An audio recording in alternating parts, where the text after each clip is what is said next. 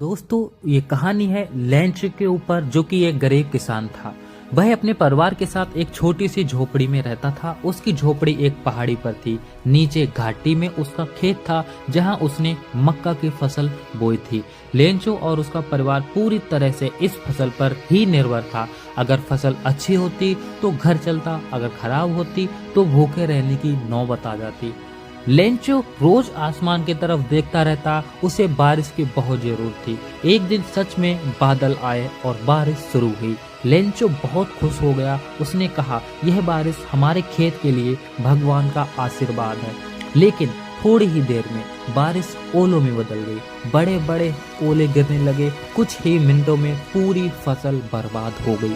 खेतों में कुछ भी नहीं बचा। लेंचो और उसका परिवार बहुत दुखी हो गए। उनके पास खाने के लिए कुछ भी नहीं था।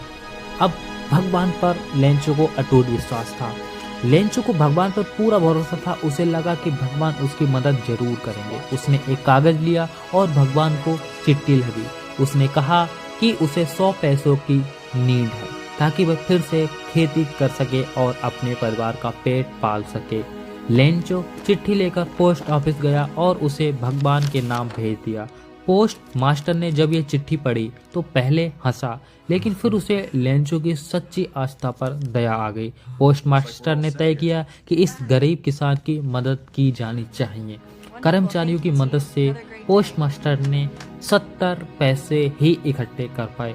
पोस्ट मास्टर ने वह पैसे एक लिफाफे में रख दिए और नीचे लिख दिया, फ्रॉम गॉड, भगवान की तरफ से।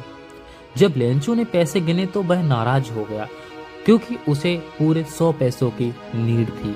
उसने सोचा कि भगवान कभी गलत नहीं कर सकते। जरूर पोस्ट ऑफिस के कर्मचारियों ने पैसे चुरा लिए होंगे।